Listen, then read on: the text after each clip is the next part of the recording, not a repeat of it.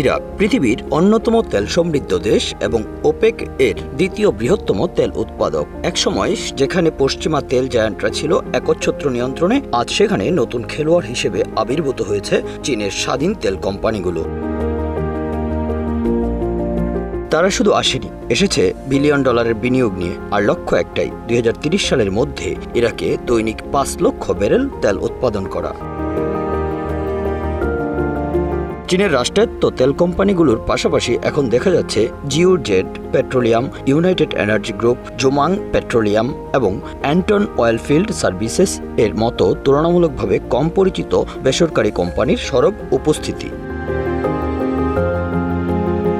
এই কোম্পানিগুলো ইরাকে এমন সময় প্রবেশ করেছে যখন একদিকে ইরাক সরকার রাজনৈতিক স্থিতিশীলতা অর্জনে সফল হয়েছে, আর অন্যদিকে পশ্চিমা কোম্পানিগুলো যেমন এক্সন মোবিল এবং শেল দেশটি থেকে ধীরে ধীরে পিছু হটছে। বর্তমানে চীনের বড় কোম্পানি সিএনপিসি একাই ইরাকের তেলের অর্ধেকেরও বেশি উৎপাদন করছে, আর এখন ছোট ছোট কোম্পানিগুলো একে একে গুরুত্বপূর্ণ প্রকল্পে বিনিয়োগ করছে।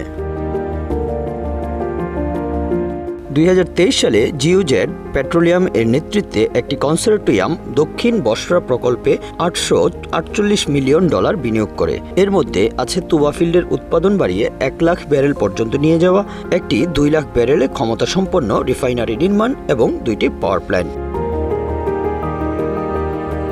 চীনা কোম্পানিগুলোর সবচেয়ে বড় সুবিধা হলো দ্রুত কাজ, কম খরচ এবং ঝুঁকি নিতে প্রস্তুত মনোভাব। বসরা অয়েল কোম্পানি এর একজন কর্মকর্তা বলেন, চীনারা সময়মতো কাজ শেষ করে নিরাপত্তা ঝুঁকি সহ্য করতে পারে এবং পশ্চিমা কোম্পানির চেয়ে তাদের সঙ্গে কাজ করা সহজ।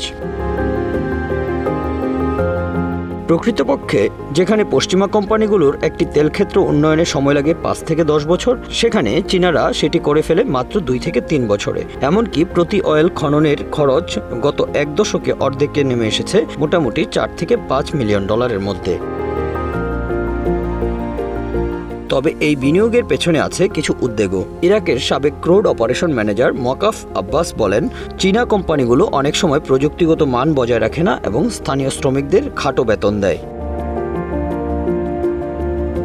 এদিকে পশ্চিমা দুনিয়া থেকেও কিছু কোম্পানি আবার ফিরে আসছে। টোটাল এনার্জিস ঘোষণা দিয়েছে $27 বিলিয়ন প্রকল্প, আর ব্রিটিশ পেট্রোলিয়াম দেশটির কিরকুক অঞ্চলে $25 বিলিয়ন বিনিয়োগ করতে। ইরাকের তেল খাতে এখন চলছে নতুন এক প্রতিযোগিতা। একদিকে চীনের স্বাধীন কোম্পানিগুলোর দৃপ্ত পদচারণা, অন্যদিকে পশ্চিমাদের ফিরে আসার উদ্যোগ। কে এগিয়ে যাবে ভবিষ্যতের এই শক্তির খেলায়, তা সময়ই বলে দেবে। Bangla affairs news desk.